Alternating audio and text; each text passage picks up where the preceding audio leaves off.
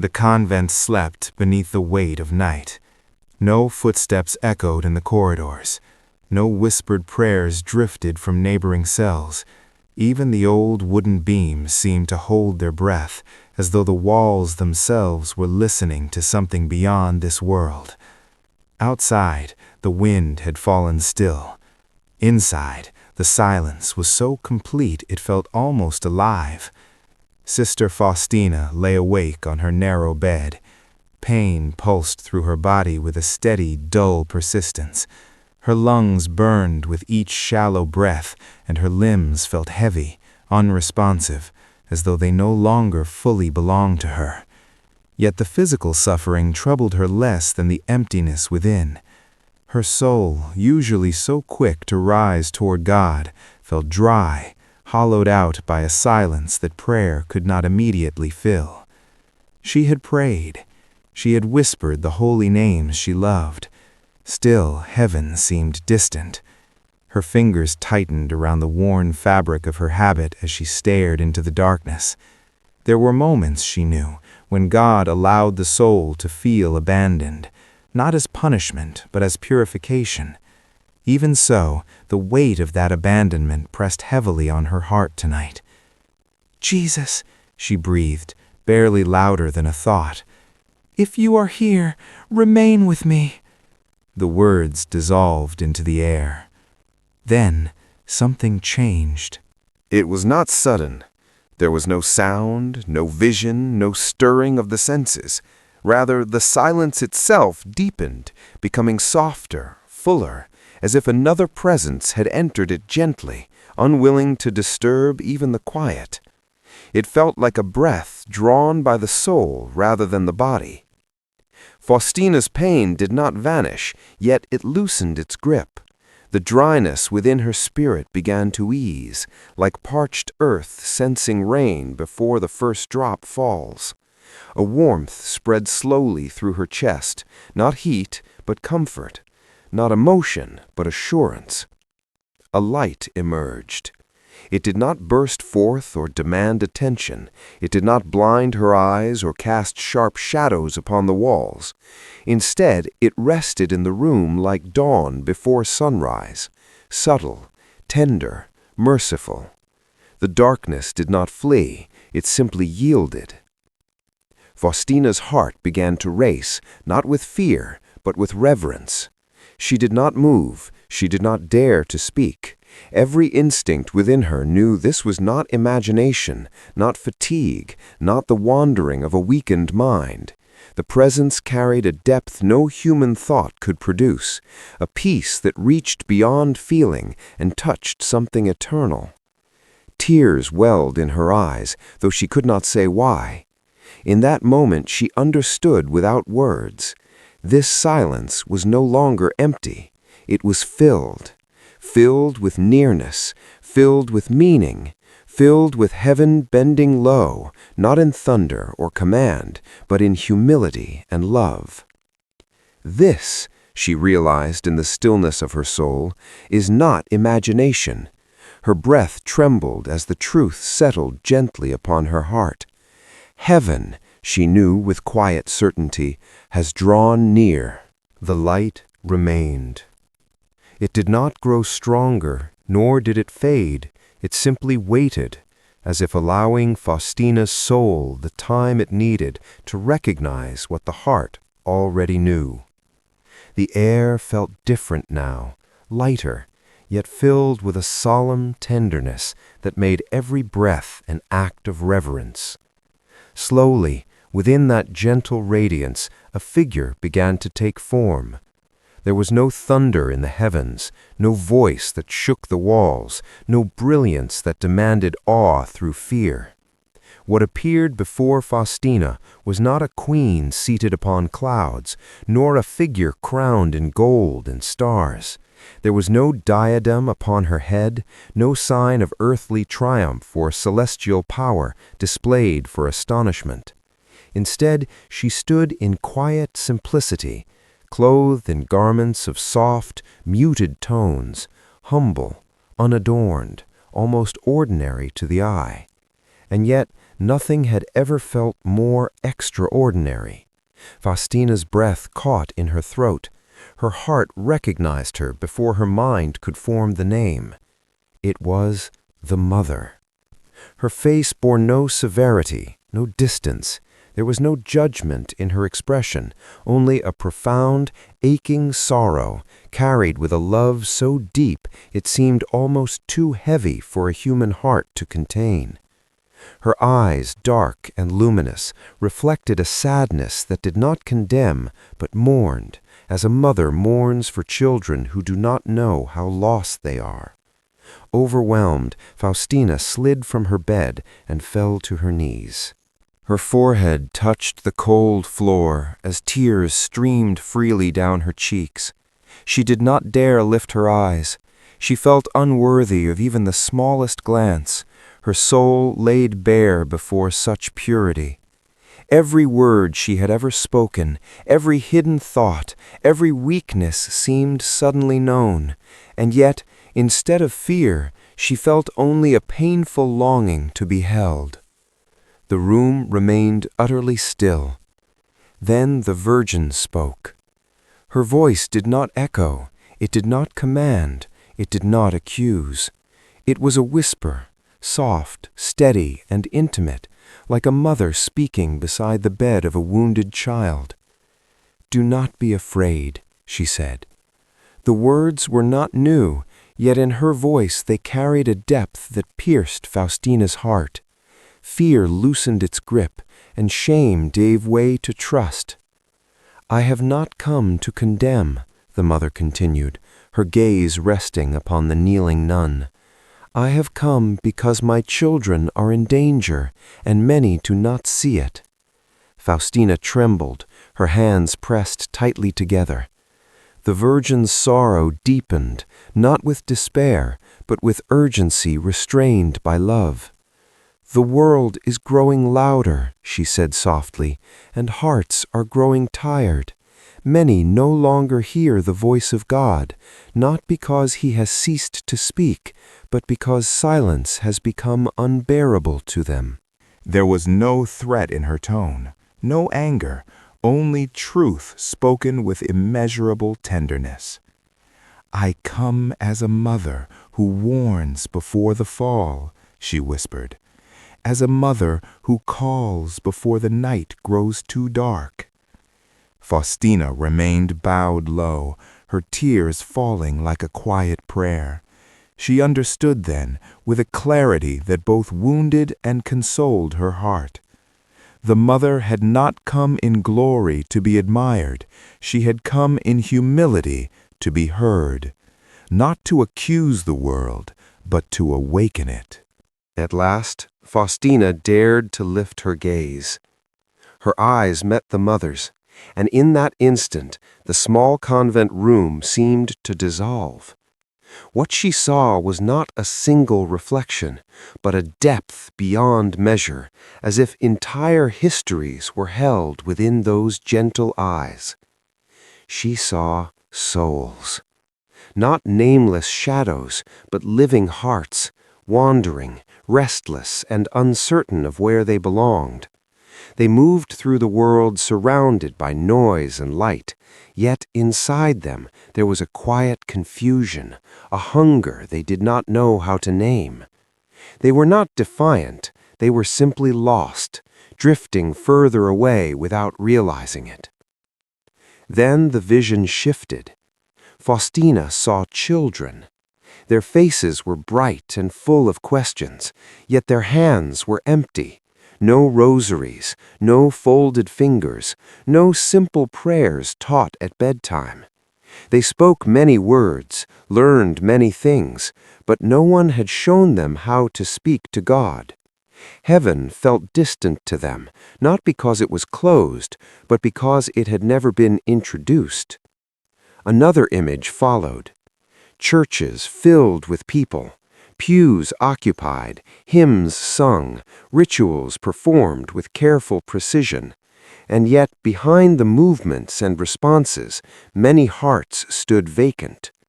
Faustina felt it keenly, bodies present, souls absent. Faith reduced to habit, prayer spoken without listening, God acknowledged but no longer encountered. Her chest tightened as she looked again into Mary's eyes. There were no tears falling down the mother's face, no sobs, no gestures of despair. Her sorrow was deeper than weeping, a sorrow held in perfect stillness, carried with dignity and restraint. Then Mary spoke, her voice barely more than a breath. "My sorrow," she said, "is quieter than tears." The words settled into Faustina's heart like a soft ache, one that did not wound violently, but lingered, asking to be remembered. This was not grief meant to shock or terrify. It was the sorrow of a mother who watches patiently, hoping her children will finally look up and see how far they have wandered. And in that quiet sorrow, Faustina understood. Heaven does not always cry out. Sometimes it waits, silently, lovingly, to be noticed. The silence returned, heavy with meaning. Faustina's heart trembled beneath the weight of what she had seen, and a question rose within her, not from curiosity, but from concern. Still kneeling, she gathered her courage and spoke softly, as one who fears the answer yet needs it all the same. "What will happen to the world?" she asked. The mother did not answer at once. When she did, her voice remained calm, steady, untouched by urgency or fear. "I will not give you years or dates," she said gently. "I will not name events for you to measure or predict." As she spoke, the light around them shifted, opening into a vision that unfolded without words. Faustina saw cities stretching toward the sky, crowned with towers of glass and light. The streets glowed even at night, brighter than any candle or star she had known. Knowledge traveled instantly, voices were heard everywhere.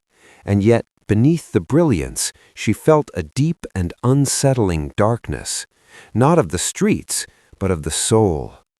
People moved quickly, eyes fixed forward, hands full, hearts restless. They spoke endlessly of progress, of rights, of freedom. But Faustina saw invisible chains around their spirits, chains not forged by force, but by desire, distraction, and fear of silence. They were free to choose everything, yet enslaved by what they could not renounce. The vision shifted again. Words once spoken with care now fell like stones. Truth, clear and life-giving, was twisted until it sounded harsh and cruel. To speak it was called hatred. To defend it was called intolerance. Faustina felt the confusion spread like fog, blurring right and wrong, until many no longer recognized the difference. She turned her gaze back to the mother, her voice barely steady. "Is this what must happen?" Mary's eyes met hers with unwavering clarity. "No," she said simply, "this is what can happen." The light softened as though emphasizing the weight of the words. "The future is not written in stone," the mother continued. "It is written in hearts. Every choice, no matter how small, bends the path of the world, toward light or toward shadow." She paused, allowing the truth to sink deep. When souls choose comfort over conscience, silence over truth, and self over love, darkness grows without needing to announce itself. But when even one heart turns back, humbly, sincerely, the light is strengthened more than you know. The vision faded, leaving only the quiet glow between them. Faustina understood then, heaven does not predict the future to satisfy curiosity. It reveals possibilities to awaken responsibility. What was coming was not inevitable. It was waiting for a choice. The light did not fade after the vision. Instead, it grew more focused, as though drawing Faustina's attention inward rather than outward. She sensed that what was about to be shown would not be loud or frightening, and yet it carried a gravity that made her heart grow still. "These," the mother said softly, "are the dangers that wound the soul most deeply, because they do not appear dangerous at all." As Mary spoke, images unfolded before Faustina, each one quiet, familiar, and unsettling in its simplicity. First, she saw indifference. A wide plain stretched before her, neither dark nor light. Souls walked across it without urgency, stepping over small stones marked with the word sin. No one mocked goodness, no one praised evil. They simply no longer cared. Right and wrong lay ignored, like forgotten tools left to rust. "Indifference," the mother whispered, "is not rebellion, it is forgetfulness of the soul." The vision shifted. Faustina saw hands extended toward heaven, asking for mercy, but the hearts behind them remained closed. This was false mercy. Forgiveness was expected, assumed, even demanded, yet repentance was absent. The souls spoke of God's kindness, but refused transformation. Mercy had become an excuse to remain unchanged. "Mercy heals," Mary said gently, "but only when it is received with humility." Then came another image. Faustina saw mirrors, countless mirrors, each reflecting a soul gazing lovingly at itself. Words like self-care, self-worth, and self-expression floated gently in the air. None of them were evil, yet slowly, almost imperceptibly, God disappeared from view. This was pride disguised as self-love, the self placed carefully, politely at the center of all things. "When love forgets its source," the mother said, "it turns inward and grows cold." Next, Faustina saw rows of people at prayer. Their lips moved, their bodies knelt, their minds wandered. Prayers were spoken quickly, routinely, without listening. This was spiritual laziness, not the absence of prayer, but prayer emptied of attention, reduced to habit. Heaven waited patiently, but few lingered long enough to hear. "Love requires presence," Mary murmured, "even with God." Finally, the vision darkened slightly, not with fear, but with sadness. Faustina saw hearts wrapped with softness, comfort, ease, entertainment, endless distraction. There was no hatred of God here, only replacement. God had been gently set aside, exchanged for what felt good, what soothed pain without healing it. This was the final trap, replacing God with comfort. The images faded, leaving Faustina shaken, but not despairing. "These traps," the mother said, her voice filled with quiet urgency, "do not seize the soul by force, they invite it to sleep." Mary's gaze rested on Faustina with deep compassion. "Remain awake," she whispered, "and teach others to awaken, not through fear, but through love." The silence returned, but it was no longer empty. It was watchful. For a moment, the light grew dimmer, not as if withdrawing, but as if inviting deeper attention. The mother spoke again, her voice lower now, weighted with a sorrow that felt especially close to Faustina's heart. "There is one lie," she said, "that will entangle many souls more quietly than any open sin." Faustina listened, her hands clasped tightly, her breath shallow. The mother's words came slowly, deliberately. "God understands," Mary said, "so repentance is no longer necessary." At once, a vision opened before Faustina. She saw souls who did not reject God. They spoke his name with familiarity. They believed in his goodness and trusted that he was kind. They did not mock faith, nor did they deny his existence. Instead, they lived with a gentle confidence that there was always time, later, tomorrow, someday. Confession could wait. Conversion could wait. Surrender could wait. Their lives were crowded with distractions, some innocent, others indulgent. Nothing ever felt urgent enough to demand a true conversion of heart. Mercy was no longer received as a gift, but assumed as a guarantee. Faustina felt her chest tighten as she watched. These souls were not hostile toward God. They were simply postponing him. She saw them reach the end of their earthly lives, still speaking kindly of him, still expecting his embrace, yet unprepared to receive it. Not because mercy had been withdrawn, but because repentance had been endlessly delayed. Mary's voice gently broke the vision, tender yet firm. "Understanding does not replace transformation," she said, "and mercy does not remove the need to return." Her gaze rested on Faustina with a gravity that held both warning and hope. "This false belief wounds the heart of my son," the mother whispered, "because it mistakes his patience for permission." The light softened once more, as if refusing to leave the soul in fear. "Tell them," Mary added quietly, "that mercy is greatest when it is welcomed now." Faustina bowed her head, her heart burning with resolve. She understood then that what united the message entrusted to her and to saints like Padre Pio was not condemnation, but urgency born of love. Divine mercy was wide open, but it was never meant to be postponed.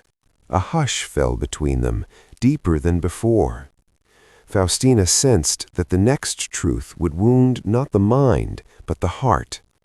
She waited, trembling, as the mother spoke once more, slowly, as if each word carried a quiet ache. "There is something," Mary said, "that pains my heart more than sin itself."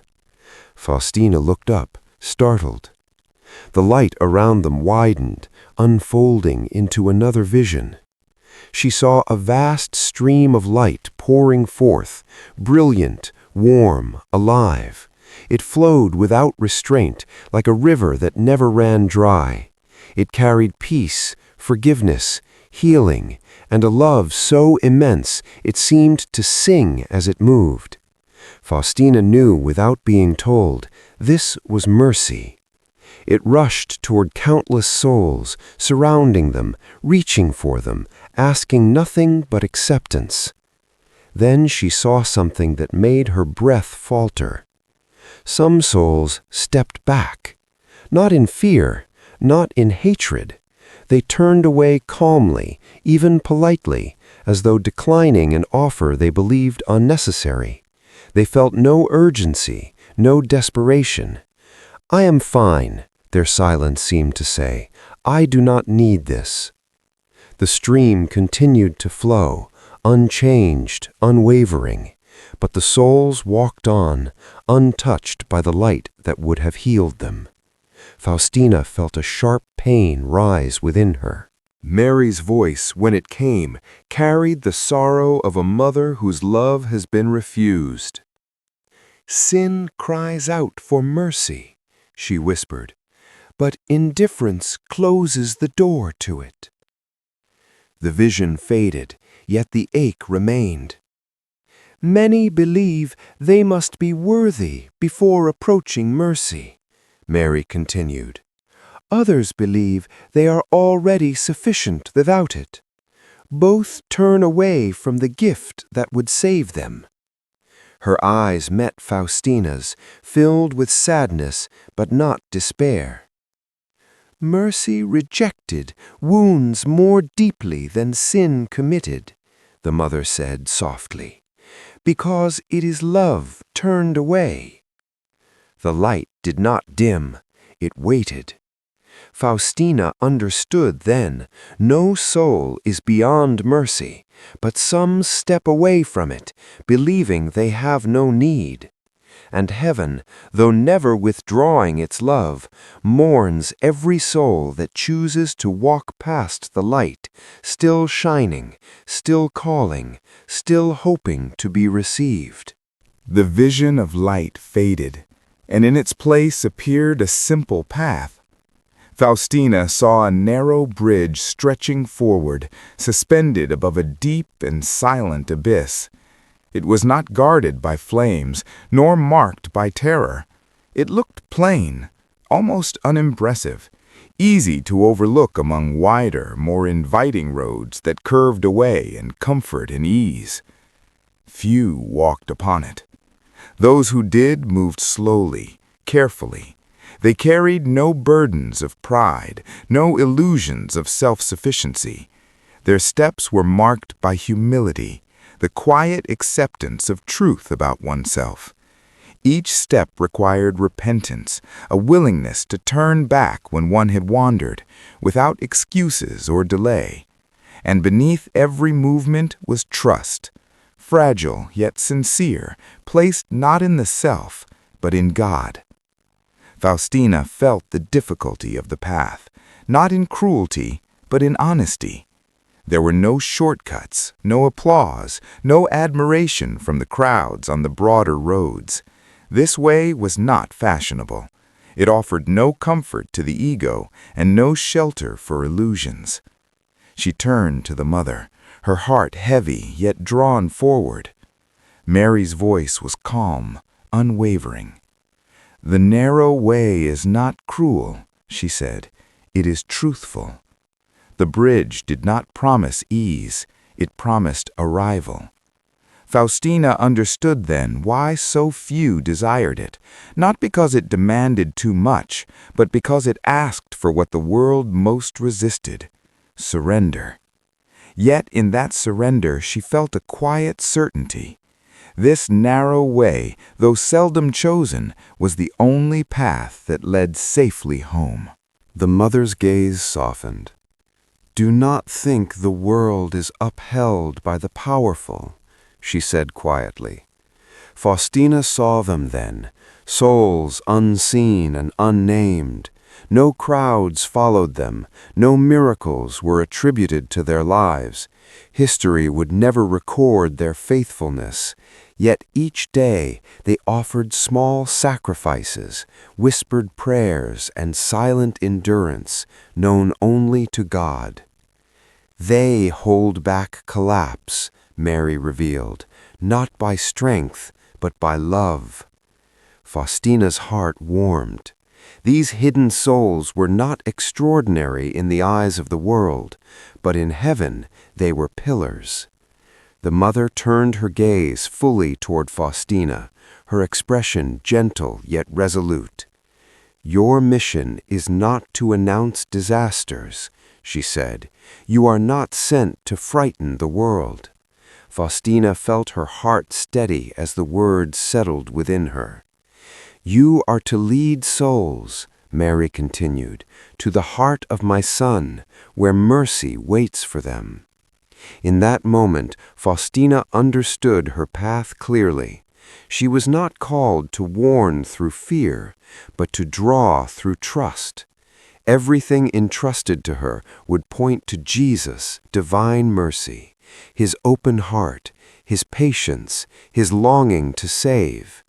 Her life would become a quiet invitation. Come, mercy is still open. The mother did not raise her voice. She did not warn with threats or visions of ruin. Her final words were spoken softly, almost sorrowfully, as if entrusted to the care of the listener. "Time is still given," she said, "but hearts are growing tired." There was no command to fear, only an invitation to reflect. The light slowly receded, not abruptly, not coldly. It withdrew like a presence that chooses to remain near, even when unseen. Faustina found herself alone once more in the quiet of the convent night. The pain in her body remained. The silence returned. Yet everything within her had changed. She was no longer empty. She was filled with purpose, with trust, with a hope stronger than sorrow. She understood now. Heaven had not closed its doors. Mercy had not been withdrawn. The light had not left. It waited. Faustina lowered her head and whispered a prayer, not for visions, not for answers, but for souls. Jesus, she prayed, have mercy on us and on the whole world.